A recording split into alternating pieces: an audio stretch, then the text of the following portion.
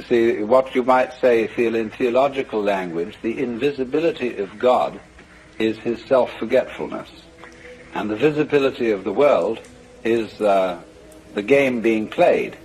Now, the nature of the game, I think I've told some of you this before, but I see some I haven't. The nature of the game is, let us pretend that the positive and the negative are not really identical.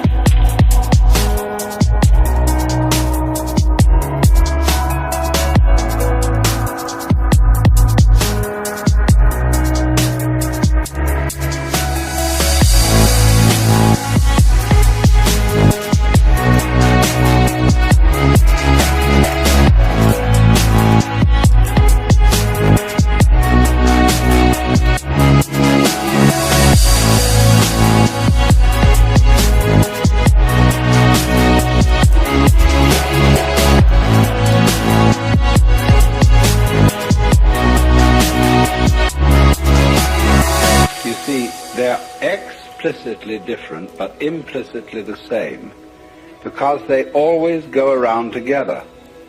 And that reveals a hidden, implicit conspiracy between black and white. And the truth is you can't have one without the other.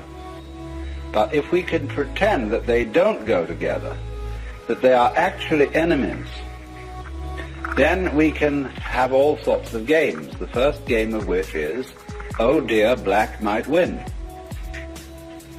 The next game is, but white must win. And from that position, you can develop all the games you want.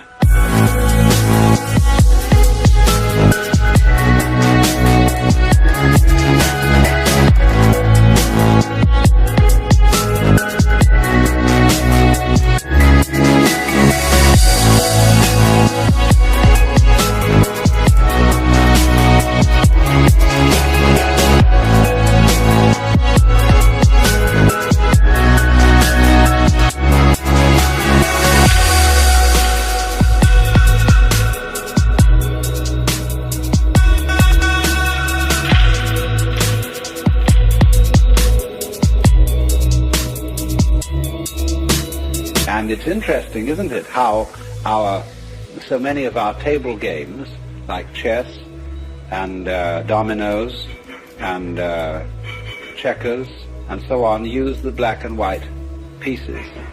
And you can find in the conventions of chess, one could discuss all the problem in terms of chess.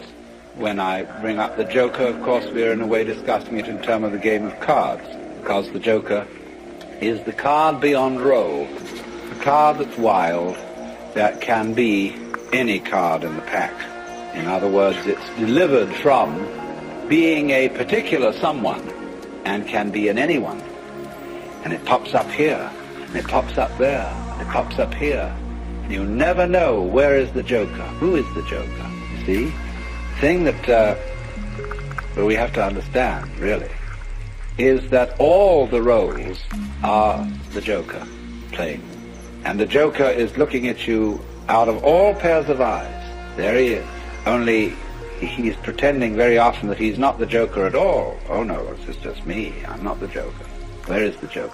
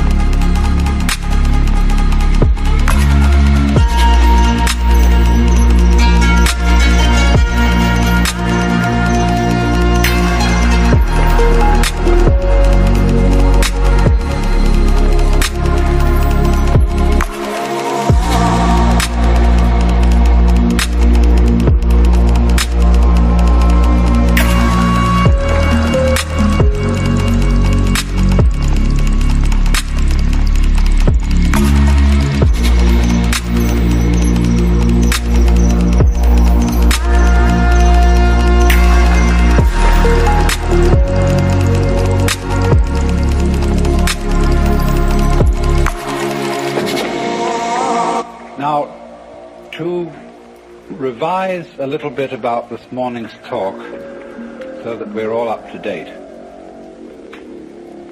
I have been discussing the role of a certain person called the Joker. The Joker being the one who has insight into the fact that all our social institutions are games.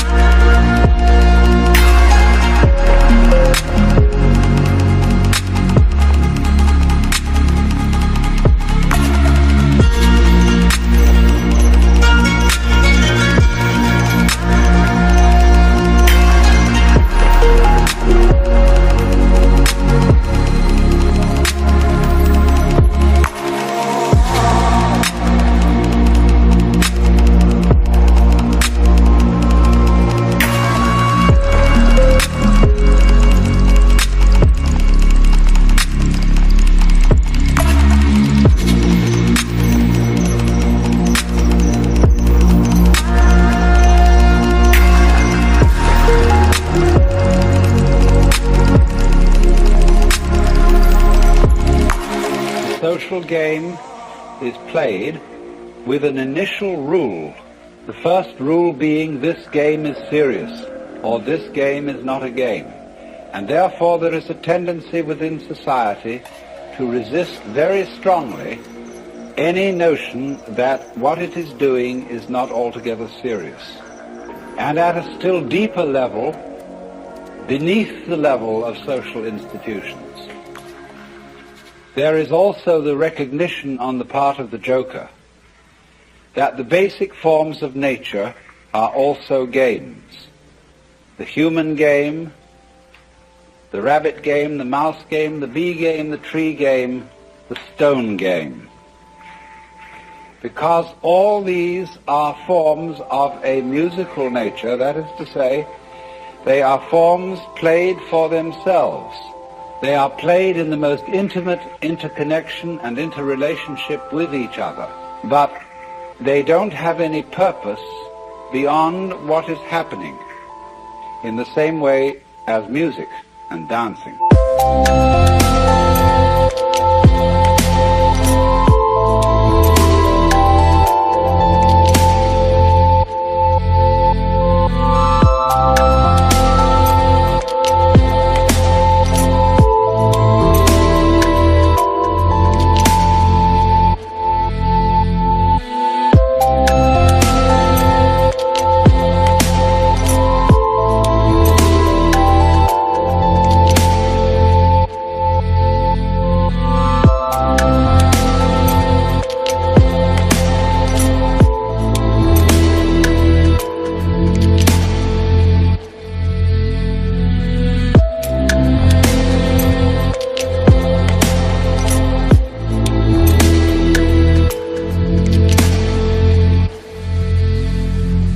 But when people take games seriously, and part of the fun of a game, you must remember, is to take it seriously, they acquire an attitude which strikes the Joker as being half funny and sometimes a little pitiful.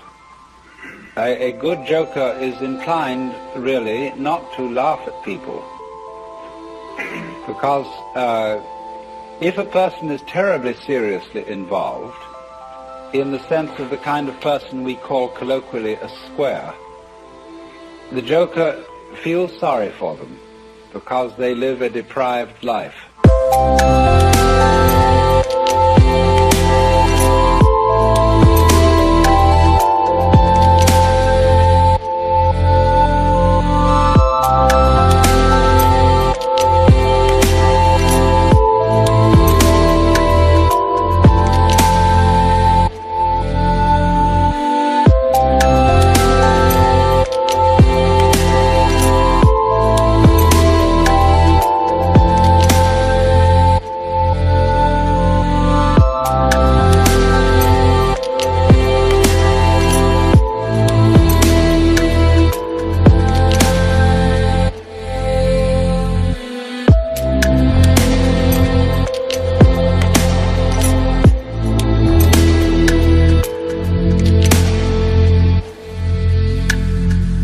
But the point is that he is the one who is a wild man, which is to say, he has no fixed role. He can play, as the Joker can in the deck of cards, any role. And in a way, in that sense, all of us are roles of the Joker. Because the real Joker, of whom any human Joker is a manifestation, the real Joker is Brahman, is the ultimate player of the game, the divine ground of the universe. So then, if you look upon the world as play, as what the Hindus call the Vishnu Leela, Vishnu being one of the names of God, and Leela meaning sport or play, from which we get our word lilt, then Vishnu or Brahman is the big Joker, and anyone who realizes this is the little Joker.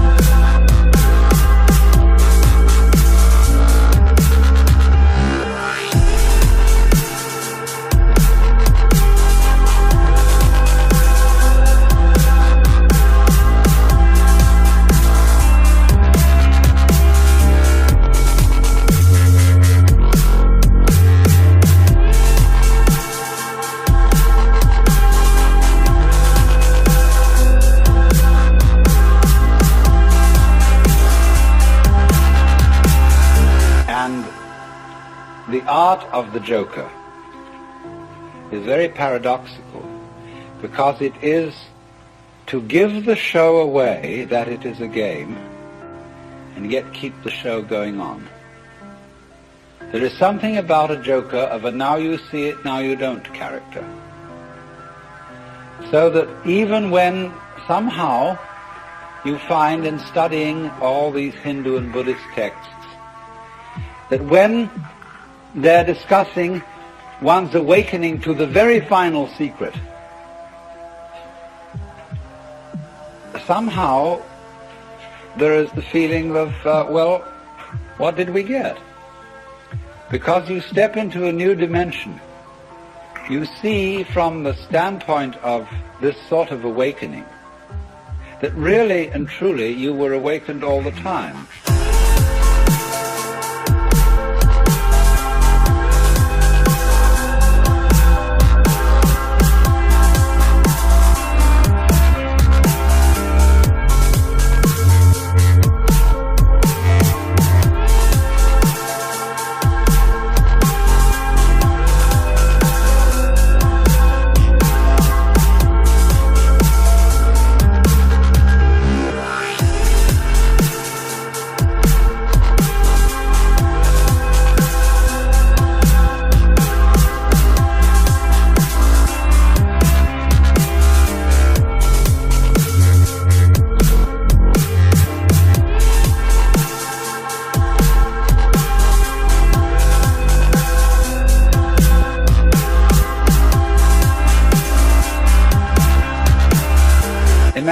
going through a gate in a wall. Here is this great barrier. You walk through it, you turn around, and the wall and the gate have both disappeared. And you see you were always there. One of the most extraordinary things that happens in entering into a sort of mystical state of consciousness, one of the most delightful things about it is the discovery that you don't have to stay in ecstasy. That ordinary consciousness is all right too. That is part of the whole total fitness of things. You see that everybody is, as it were, right in the place where he stands. Imagine a pearl necklace, how it's arranged. Down in the center they put the big pearls, and then they trail off slowly until there are very tiny pearls at the back. And so it doesn't matter whether you're a big pearl or a little pearl. You all constitute the harmony of the whole. So they say in Zen Buddhism, a long thing is the long body of Buddha, a short thing is the short body of Buddha. Or in the spring scenery, there is nothing superior, nothing inferior. Flowering branches grow naturally, some short, some long.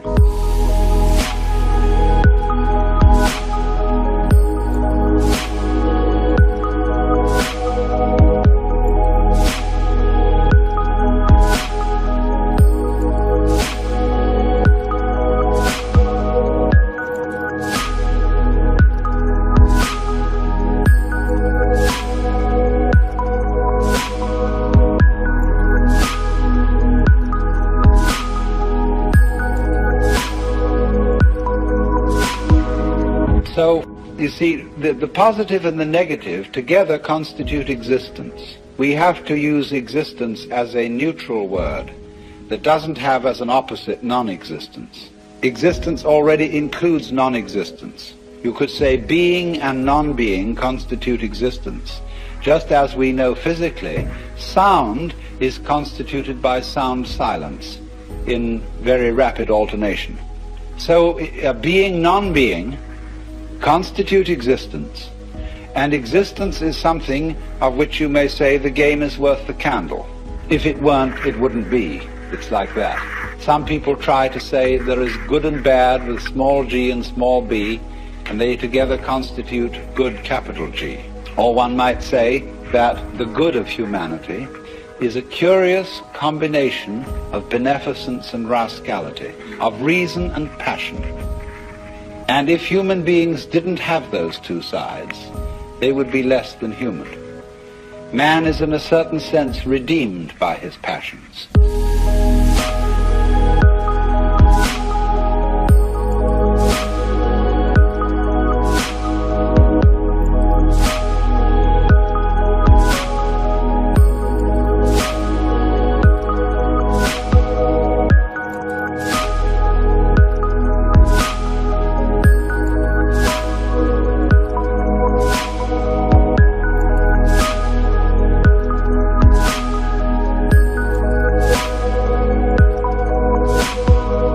Redeemed by being something of a rascal.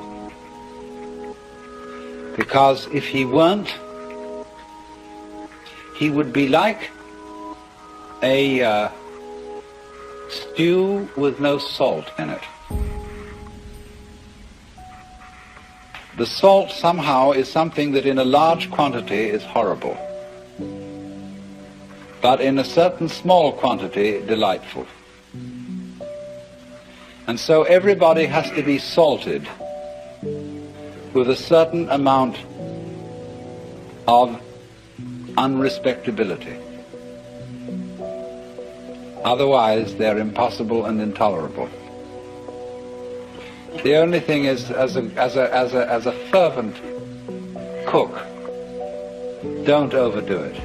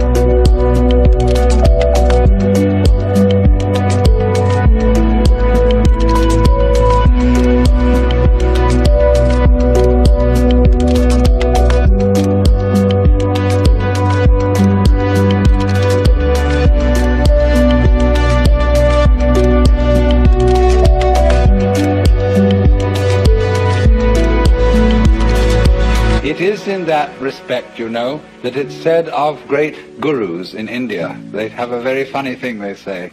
People, Westerners go over and they meet this man who's supposed to be extremely holy.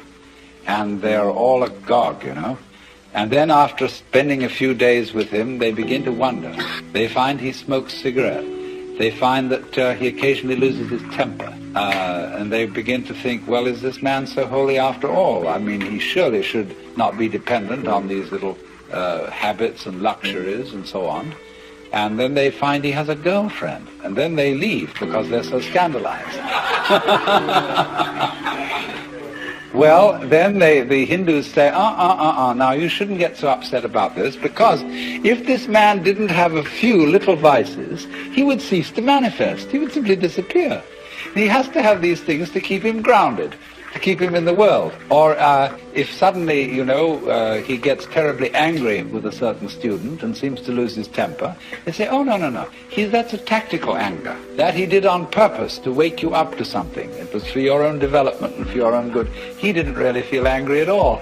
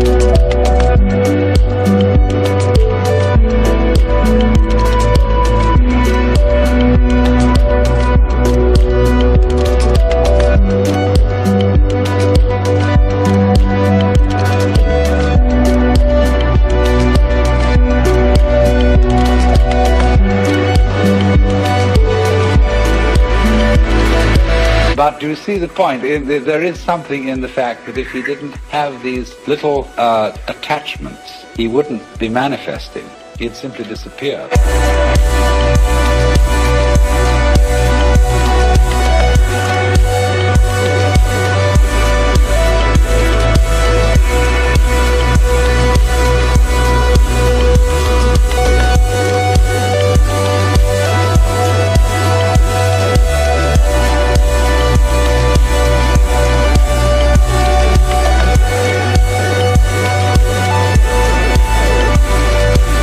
Something in that, only don't take it too piously. I think you get the point. So then, we now have to explore a very important aspect of the Joker as equivalent to Gurdjieff's Sly Man. You see, he points out the four ways: the monk, the fakir, the yogi, and the sly man. And all the first three ways are ways of great difficulty. They involve very, very strenuous discipline. And of course, as we get it through the books about Gurdjieff, the way of the sly man involves a discipline too. But I think there's more to be said about the way of the sly man than appears in any of those writings, because this is very closely connected with the whole approach of Taoism, the Chinese philosophy of Wu Wei, or non-aggression, and with what is called in Buddhism the middle way.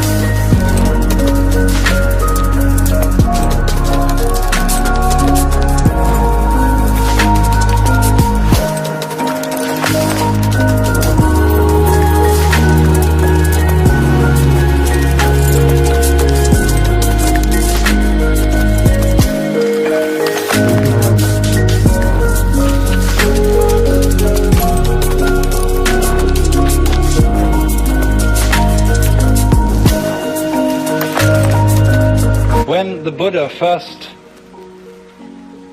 discussed the middle way, he put it like this. He said, to try and solve the problem of suffering by immersing yourself in pleasure only leads to a hangover.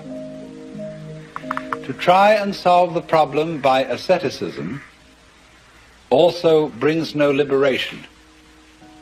You merely get tied up in a kind of masochism where you say, I know I'm right just so long as I'm hurting.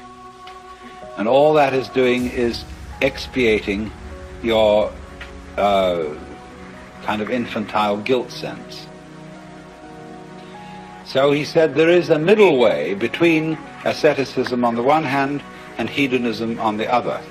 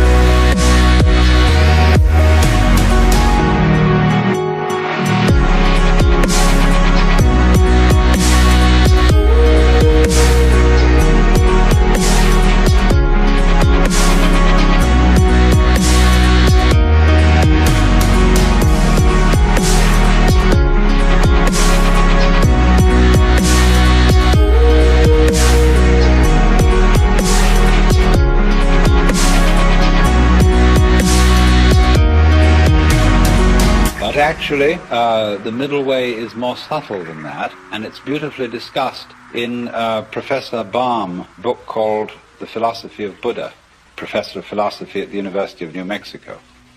And he gives a very, very fascinating analysis of the middle way in the form of a dialogue, whereby it works simply like this. The student brings a problem to the teacher, and he says, I suffer, and it's a problem to me. And the teacher says, you suffer because you desire. If you didn't desire, you wouldn't suffer. So try not to desire. And the student goes away and says, I'm not very successful in this. I can't stop desiring. It's terribly difficult. And furthermore, I find that in trying to stop desiring, I'm desiring to stop desiring. Now what am I to do about that? And the teacher replies, do not desire to stop desiring any more than you can. And so the student goes away and practices that. But he comes back to the teacher and said, I still find myself desiring excessively to stop desiring, and it doesn't work. So the teacher says, do not desire too much, not to desire, to stop desiring.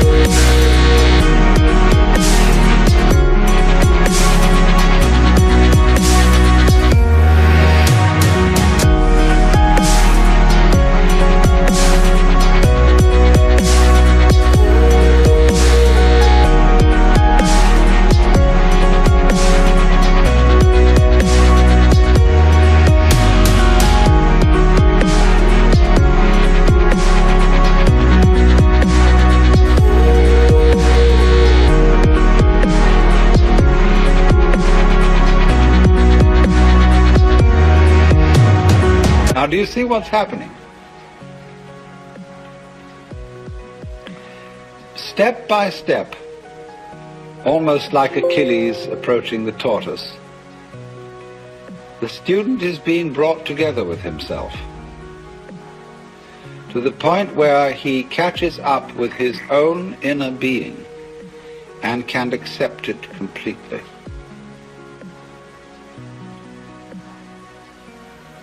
And that is, you see, the most difficult thing to do, to accept oneself completely.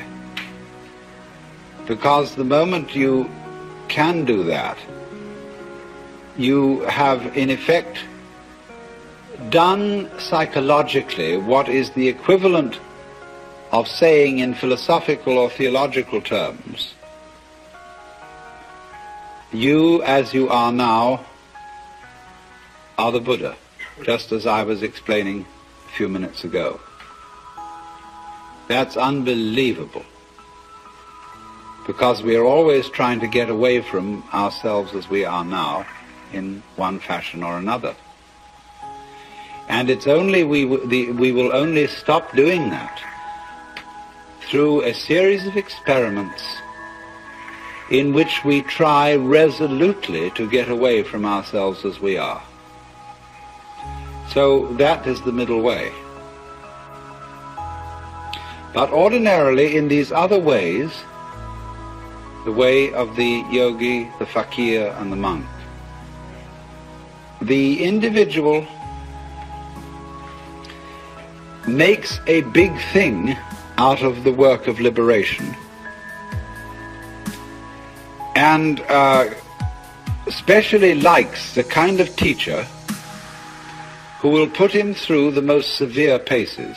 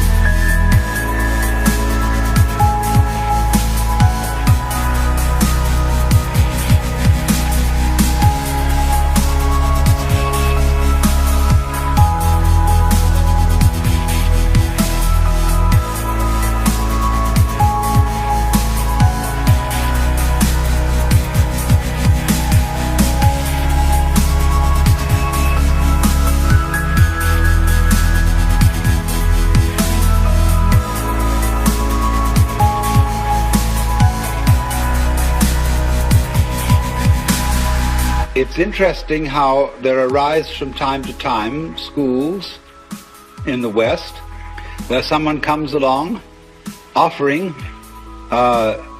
people say, look, it's all very well to go to discussion groups and talk about these things, but that's not the real thing. What you need is really to get down and do some work. And often these teachers are very rude and very stern, but people love it, and such a person will always attract a great following.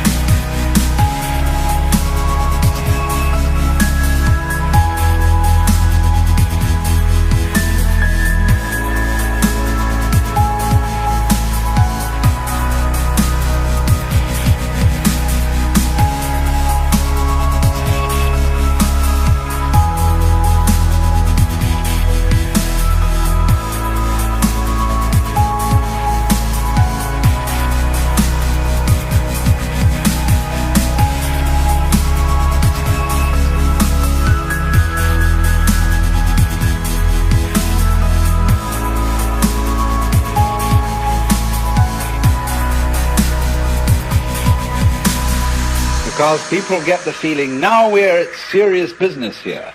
This is really something, you see. And this, you see, though, can be an awful problem.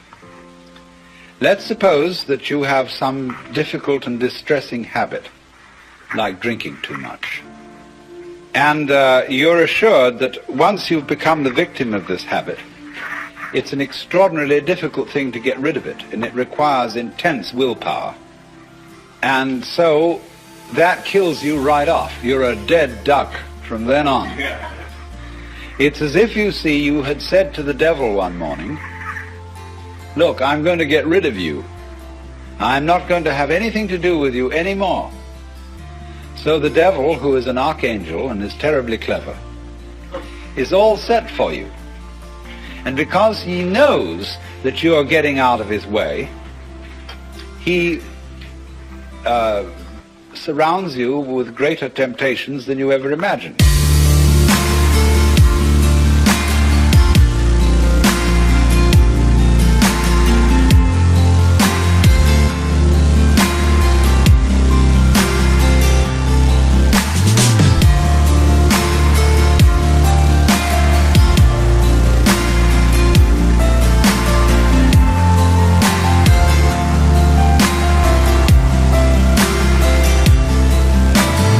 If you are going to outwit the devil, it's terribly important that you don't give him any advance notice.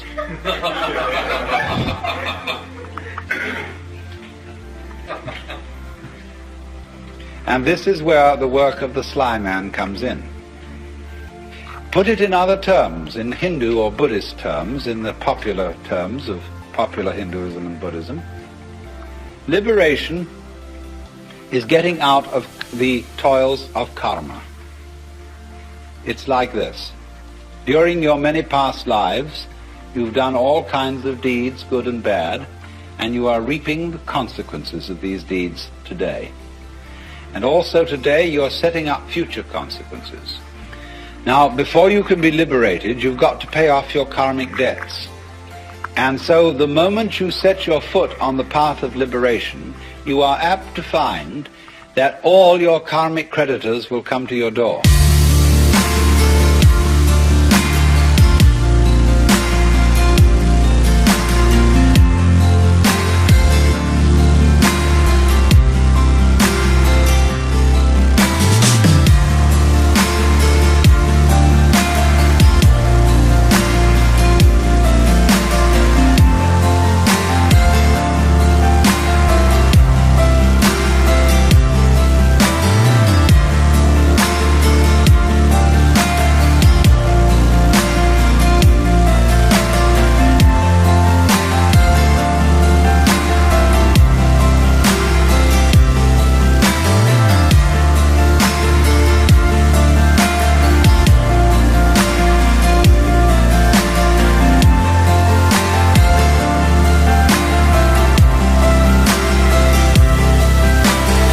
That's why it's often said that people who start out on a serious work of yoga suddenly get sick and lose their money and their best friends drop dead and all kinds of ghastly things happen. That's because, you see, they served notice that they were going to do this. And so all the creditors came around. If you're going to leave town and you owe lots of money, you mustn't announce that you're leaving or give a farewell party to your friends, because the grocer will find out. So the art of the sly man is to make no contest, but simply to leave without one word. In other words, that's the meaning of Wu Wei in the technical vocabulary of Taoism. Wu Wei, not to interfere, not to force things. That's the best translation of Wu Wei. Not to force things. But so he just drops it like that.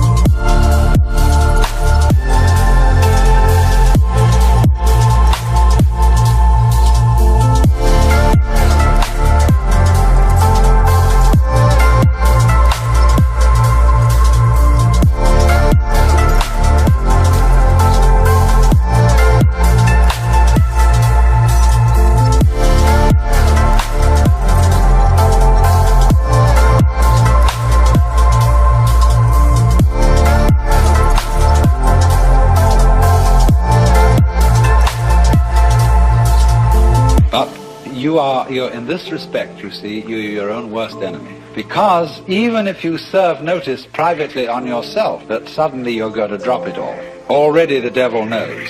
Because who do you think the devil is?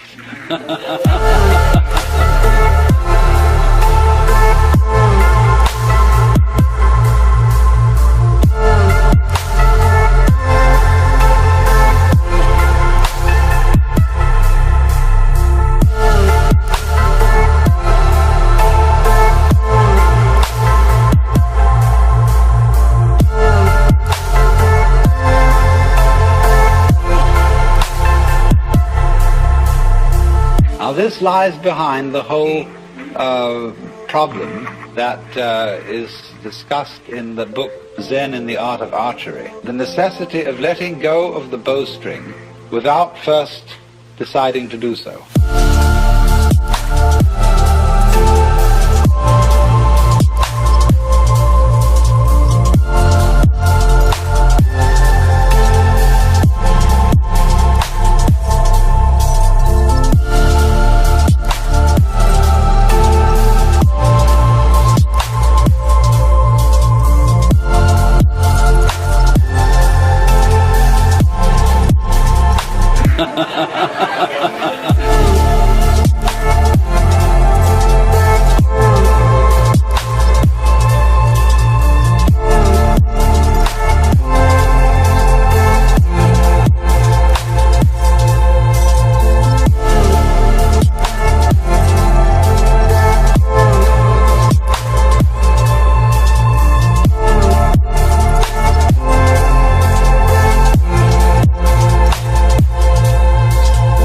Another way of putting it is that the decision to release the bowstring and the action of doing so must be simultaneous. Not to decide and then act, but to act, decide all at once. Now, why is this?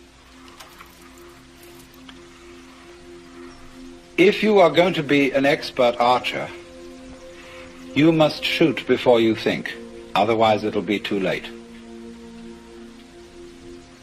You don't aim and then shoot. It's all one action. And this is true likewise of any sort of shooting, pistol shooting as well. That if you aim, if you decide and then fire, you're apt to do things like pulling the trigger instead of squeezing. All kinds of wrong things are done. And you're always a moment too late if you decide first. You have to act and decide simultaneously.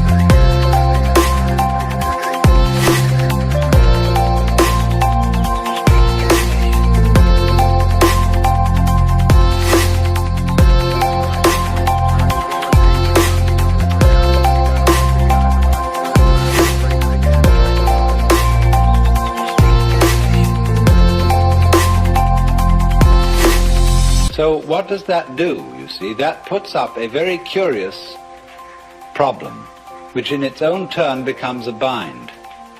To try and act quickly enough so that you overtake the preliminary decision. To try not to decide first.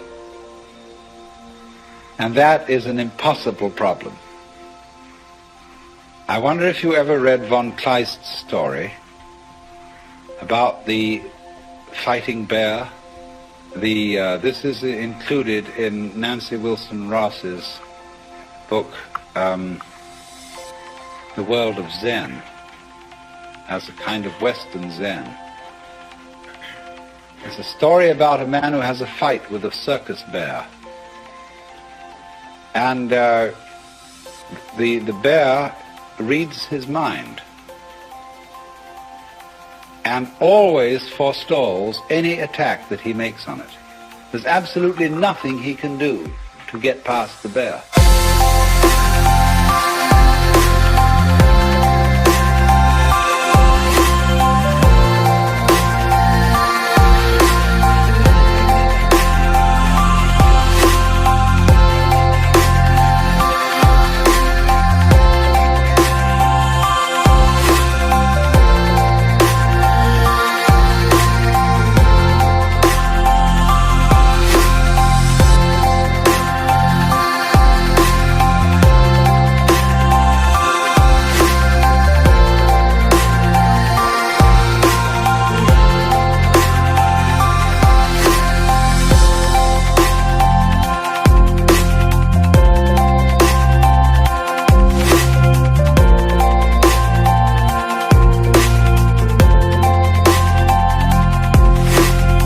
And so, in the same way, you might imagine a guru who is a mind reader,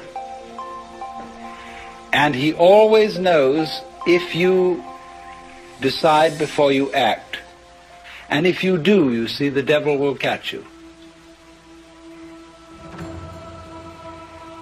Instead, you see, of deciding that you won't be an alcoholic anymore, the only thing to do is not to drink, without any previous decision on this matter. But how can anyone do that, you see? That's the question. How can I decide not to decide? How can I announce that I won't make any announcement without making an announcement?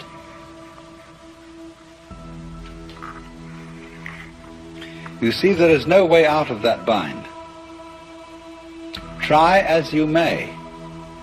You go on and on and on, trying, as Herrigal did, to release the bowstring, but then, strangely enough, one day the thing happened. He did it. And this is involved in our learning of almost all techniques, that we work and work to achieve that final point of perfection. And it doesn't come, and then one day it happens. Now, what is the reason for that? Is it simply, and this is really, you know, a way it's usually explained, but this is an oversimplification. It is not that we have practiced it so often that it suddenly becomes perfect. It is much more subtle than that. What happens is that we've practiced so often that we find out we can't do it. And it happens at the moment you know you can't do it. When you reach a certain point of despair, when you know that you are the one weird child who will never be able to swim, at that moment you're swimming.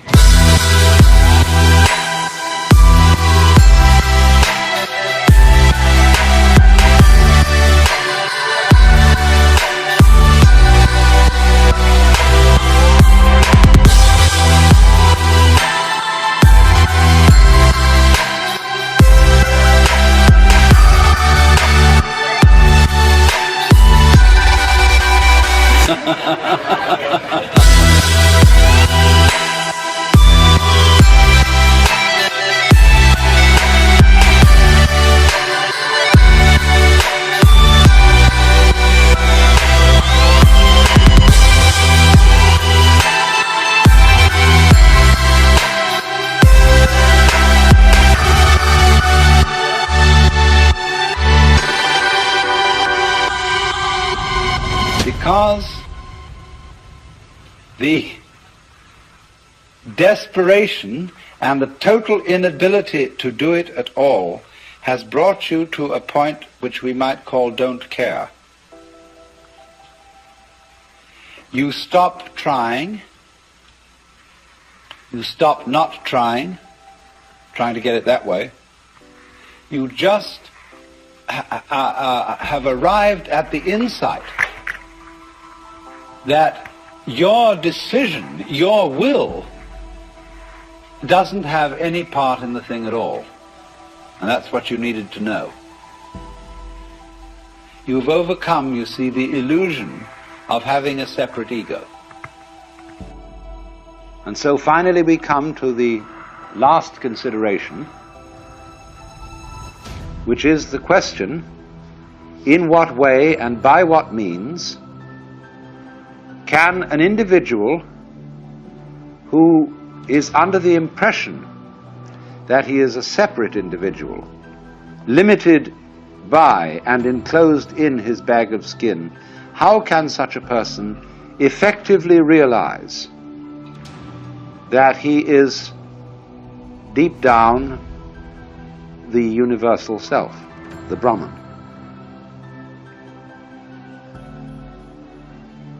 This, of course, is a curious question.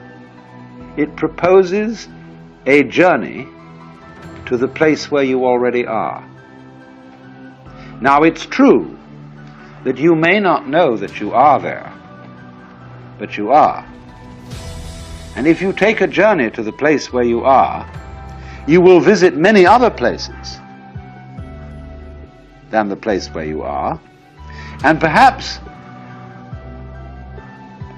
when you find through some long experience that all the places you go to are not the place you wanted to find, it may occur to you that you were already there in the beginning.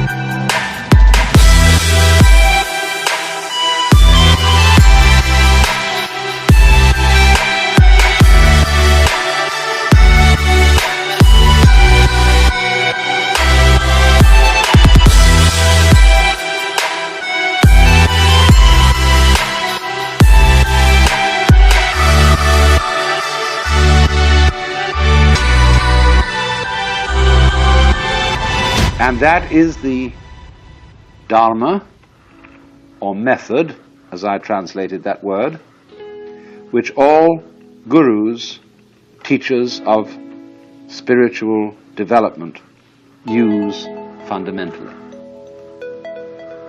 They are all of them tricksters, but in the most beneficent sense of the word trickster. Why trickster? Because, do you know, it's terribly difficult, in fact it's impossible, to surprise yourself on purpose. And yet, to be surprised is a great thing.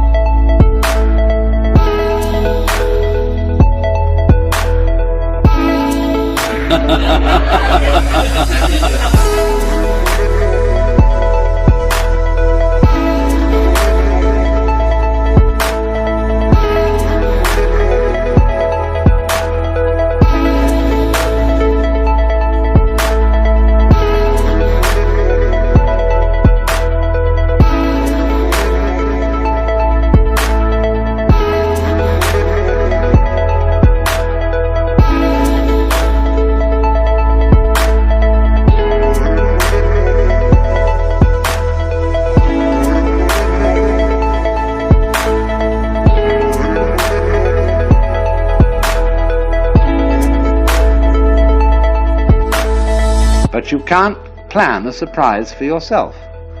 Somebody else can do it for you. And that is why so often a guru or teacher is necessary in this process. But let me say right from the start that a guru, there are many kinds of gurus. First of all, among human gurus, there are square gurus and there are beat gurus. There are gurus like, well, let's say a great Zen master today. Let's take Oda Roshi at Daitokuji, who is a square guru and a very good one. But you go through regular channels.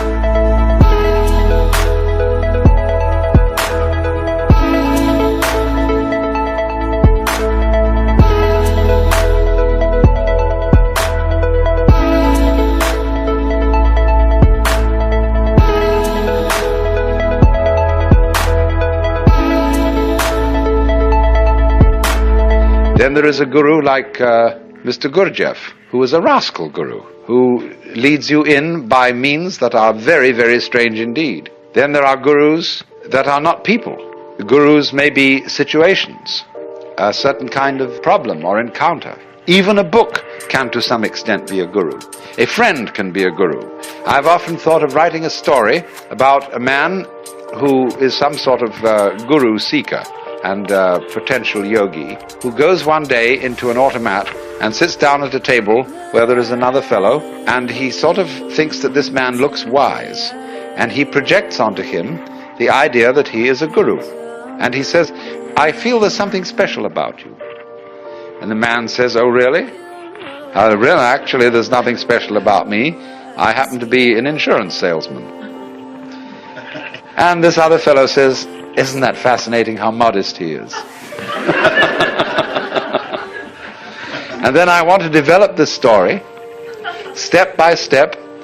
They keep meeting each other because they both eat at the same automat regularly for lunch. And although the fellow really is an insurance salesman and doesn't know a thing about these things, it in the end results in the enlightenment of the person who projected this image upon him.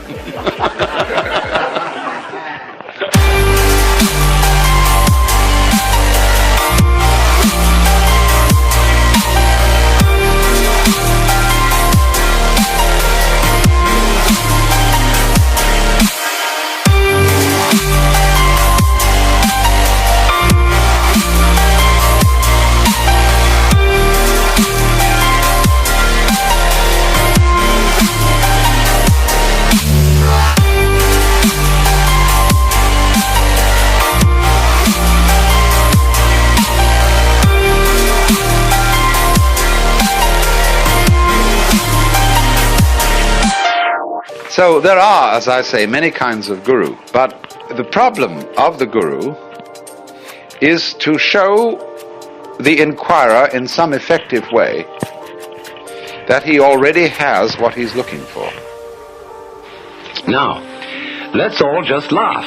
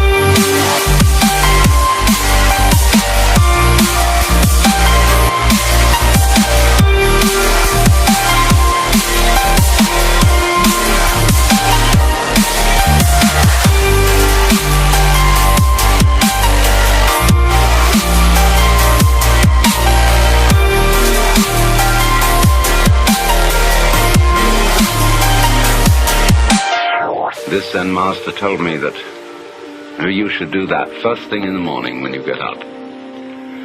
And it's even better than sitting for a long time and getting your legs stiff.